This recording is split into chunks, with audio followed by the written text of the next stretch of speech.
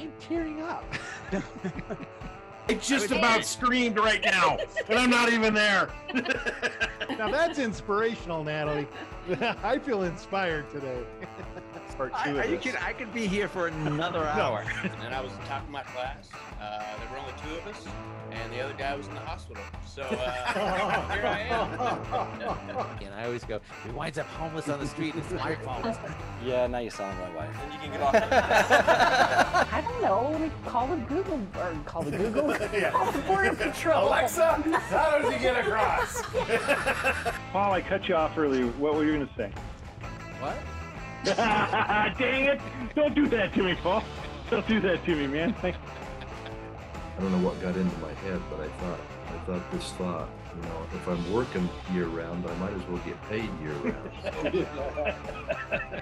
Sweet Talk is a weekly 20-minute podcast brought to you by the Continuing Education and Workforce Training Division of Idaho State University's College of Technology. Find us on Apple Podcasts, Spotify, and SoundCloud, and subscribe today. Now, it's time to get started with Sweet Talk. Good morning, everyone, or good day, depending on what time you listen to this. It's our podcast, our weekly podcast, the Sweet Talk podcast. Gary, it is so early in the morning, and I have not had coffee. Can you tell? Yeah, we've been chattering about that. This is being done at a little different time, but you're doing great. Great intro. I love the voice, man, no matter what. Okay. It's a new week, a new Monday. Yes, I'm Paul Dickey, your host, and I'm joined as always by Gary Salazar, our director, and Angie Wilhelm, our marketing person. Thank you guys for joining me today. Hey, Thank glad you to for be having here. us.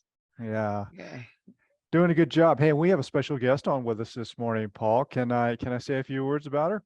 Oh, absolutely. Please do. All right. Hey, joining us today is Cami Chopsky. She is the marketing person for the POWMIA Awareness Association here. And we're very, very glad to have her on because we have a special ceremony going on over the Holt Arena later this week that we're going to be talking about as well. Cami, welcome. Appreciate your getting up early and joining us today and look forward to the conversation. How are you doing? I'm doing well. Thank you for having me. It's a very important initiative that the Holt Arena has taken on, and I'm happy to be here. Excellent, very much. Hey, Angela, thank you for joining us too. Angela, for everybody who's been joining us before, she is our marketing coordinator here in Continuing Ed and Workforce Training, and she's got a special background for those of you who are watching this. It's the background of the Holt Arena. Thank you, Angie. Appreciate you being here. Thank you for having me. Awesome. Let's get into this thing. Cami, would you say a few things about your background first so people understand a little bit about you and then maybe about the position that you're filling with POWMIA? Excellent. My name is Cami Chopsky, and I am part of the marketing lane for the POWMIA here in Pocatello, Idaho. And I was born and raised here in Pocatello, educated in School District 25 and an alumni of ISU. I have a marketing degree from ISU. So this is a very good and local thing for me. Excellent. Wonderful. Thank you very much. And you are with this organization called POWMIA. Can you tell us what does that organization stand for? What do they do here in our community? The POWMIA, first of all, the letters POW is prisoner of war and MIA is missing in action. And it's actually a volunteer nonprofit 501c3 organization comprised of veterans and patriots. And we're dedicated to the financial support of the prisoner of war and missing in action issue. And we also contribute funds to the Idaho State Veterans Home here in Pocatello, Idaho, and other special local veteran-oriented community charities in our community. We are guided by the principles of freedom, sacrifice, liberty, and brotherhood to ensure that we maintain a focus on the issue for the POWMIA prisoners of war and missing in action. Our goal is really to heighten the awareness of the POWMIA issue through the community events that we host. We have a POWMIA awareness rally and motorcycle rodeo. We did our 22nd annual this July. And that's our fundraiser. That's how we raise funds in order to continue this educational awareness effort in the local community. Right. And I first came to know you as part of the group that was working with the Gold Star Families Memorial Monument here. And you were very key in helping coordinate an aspect with your group and the bikers who came on out and did the biker salute. That was really, really special. Appreciate all of that work. And for the group that came out, Paul was there, and Paul got a lot of that on camera too. So it was very nice working with you then. Really Thank you. enjoyed that. We appreciate being invited. A lot of people do see us as, on our motorcycles in the community, and we do use those as an attention, a tool to gain attention, because then we can spread the awareness and educate the community. The motorcycles are just there to get attention, I guess, a tool. Right, right. And one of the things that's very interesting to me is POW MIA. This is here in Idaho, but we have chapters all across the United States. Is that right? Do you know if every state has one? I don't know if every state has one, but it is, like you said, prevalent. Our local community organization has inspired and supported 6 similar organizations in our region. We have one in Magic Valley. We have one in the Boise Valley. We also support Elko, Nevada, Layton, Utah, Weber County, Utah, and Helena, Montana. Oh, wow. I didn't realize you extend beyond the state. That's fairly extensive. Is there a large membership that's part of your group?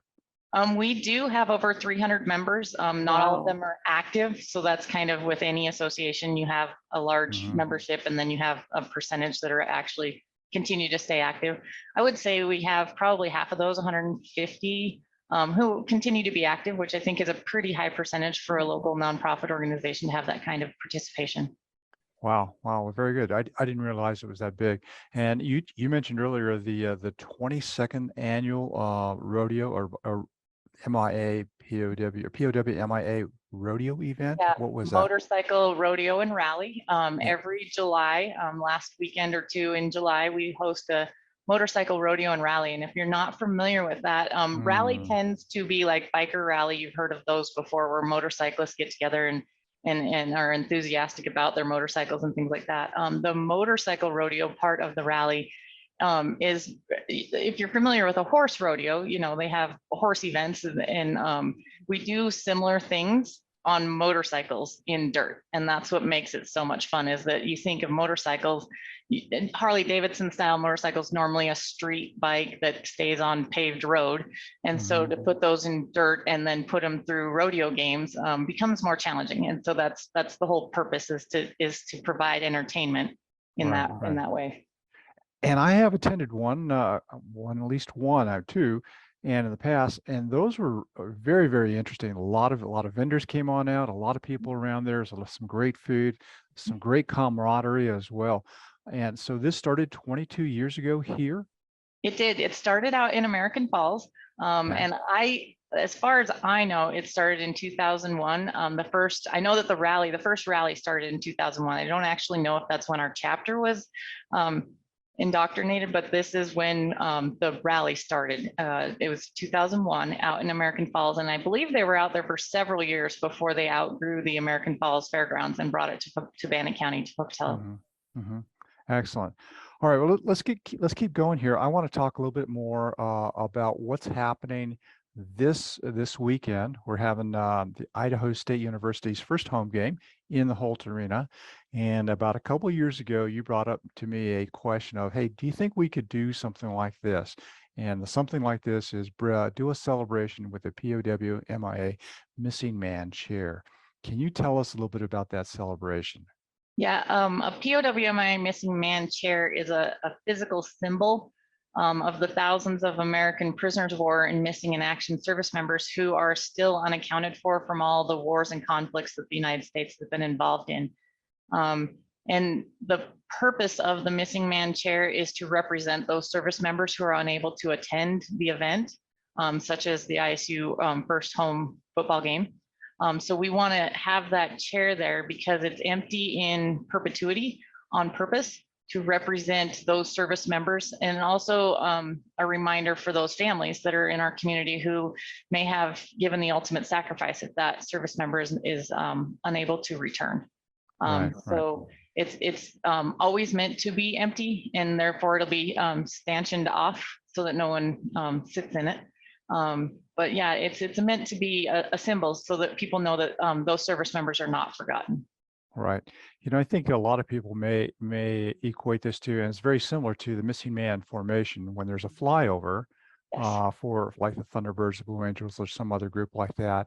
And as the plane flies over an arena, in this case, an open air arena, the plane peels off to signify the lost airman that was there.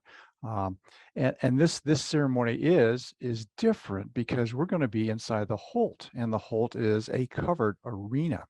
Right. So the missing man chair, which we're hoping to install there, and I want to put a little kick in here for our university. This is also being fully supported by Idaho State University. They've been very, very helpful, from George Casper to the athletic marketing team himself. Our president has said that he wants to be a part of this, and they have elected to help position this chair, I believe, up near the president's box. Is that what you recall too? That's my understanding. Yeah. I haven't seen it yet because I haven't seen the inside and the new remodel of the Holt Arena yet, but I'm looking forward to that this week. So my understanding is that it's up near the president's box, and it will always be illuminated so that even when things are happening in the moment, that chair is always spotlighted. Right. So right now, I think you are one of the key members, Don Williams as well. Certainly the Idaho State University staff are working together to help set up this ceremony. And the ceremony is going to be taking place this weekend on Saturday, the 17th. Yes. And that weekend, this has a very special significance this week as well. Nationally, is related to POW MIA. Is that right? That's correct. Friday, September 16th, is National POWMI Recognition Day, and that is actually a nationally recognized commemoration or date, if you will. It's actually U.S. Congress legislation back in 2016. The Congress put into legislation the National Recognition Day for a POWMI chair, missing man chair, to be in the U.S. Capitol. So we also have a chair, if you will, that's similar to the one being installed in the Holt Arena, is in the United States Capitol. Right. And for those of you who've not had the opportunity to take a look at that, if you just Google missing man chair in our Capitol, you'll see it. It's a beautifully done set arrangement. Simply, it's got a plaque, it's got the two flags, the beautiful chair, which is empty. And that's the kind of the similar look we're going after with this one as well. It's going to have its own position. It will be empty. It's going to have the U.S. flag. It's going to have the POW-MIA flag right next to it. And as part of that ceremony, which I think we're planning to do during the pregame, as part of the pregame ceremony, we're going to have another thing happening out on the field. Can you tell us what's going on the field as part of that ceremony? We hope to have everyone in the region in their seats before 12:30, because my understanding is the pregame ceremony start at 12:30 in the Holt Arena. And we have been asked and are happy to display the world's largest POW-MIA flag. It's not quite the entire size of the football field, but it is large enough. It's going to take about 30 members of our association, volunteers, patriots, and veterans, to help unveil that flag. Wow, that's going to be a very significant moment. Of course, all of this is tied to the national anthem as well. And this is all part of the pregame ceremony.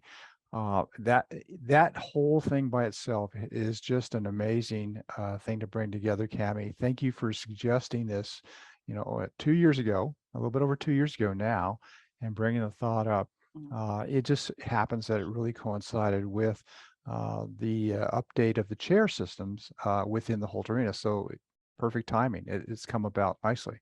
You're welcome. I can't take full credit for it. I think my sister, Nikki Chopsky, was probably the first one to mention it. But it kind of takes a village, if you will, to kind of make it all come to fruition. And so once the idea was spawned, it was kind of like all of us were like, yeah, let's do this. Let's see what we can do to help out and make this happen. I do want to say thank you to ISU, because our association, the POWMI Awareness Association of Pocatello, was willing to do whatever fundraising had to happen to fund the chair or the flags or the stanchions or whatever it is we could do to help make this happen. And so to hear that George Casper and the president of ISU were excited to help fund that. That was really generous of them. And we just want to make sure they know that we really appreciate them including the missing man chair in the Holt Arena remodel, because that's something that we would have attempted to fundraise for on our own. So that's Right. really great that they were willing to fund this.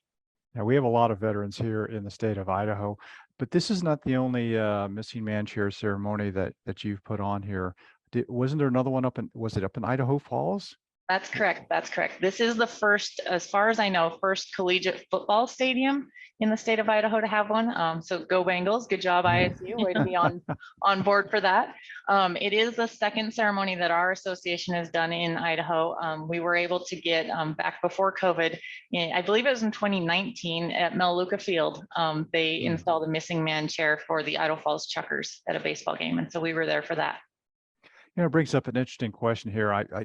I don't know. I haven't looked it up, but do you know how many missing man chairs we have across our United States? I don't have a full number. I know that it is prevalent in baseball stadiums.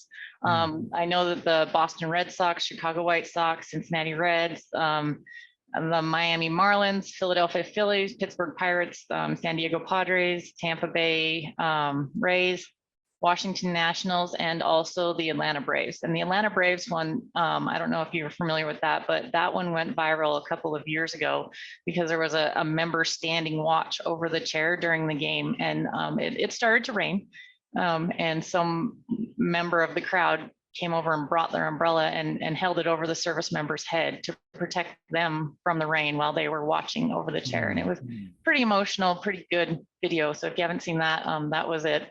The Atlanta Braves, I think they call it Truist Park. Yeah, what a great story in itself. What a significant moment there. Thanks for sharing that. Yeah.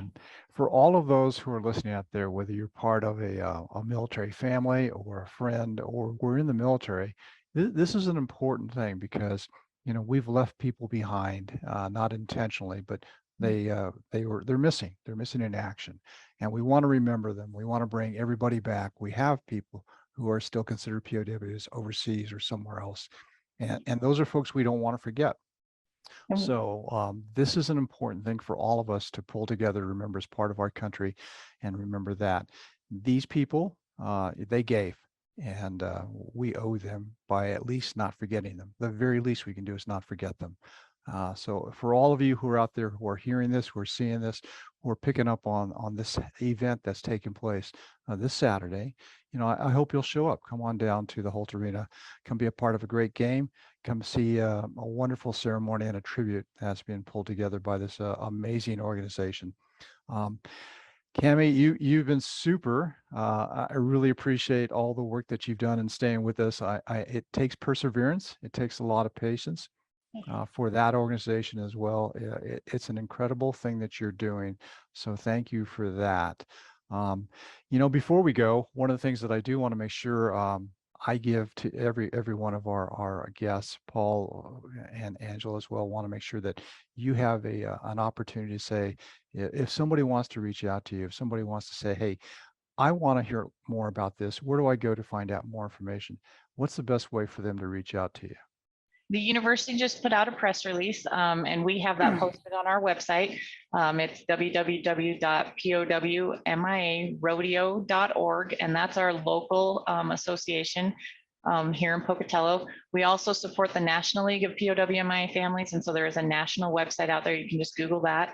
But if anybody wants to get a hold of us locally, our local website, and we also have Facebook, Instagram, and Twitter. And so there's kind of a lot of ways to reach out to us. If somebody wants to send an email, they can reach out to me at marketing@powmiarodeo.org.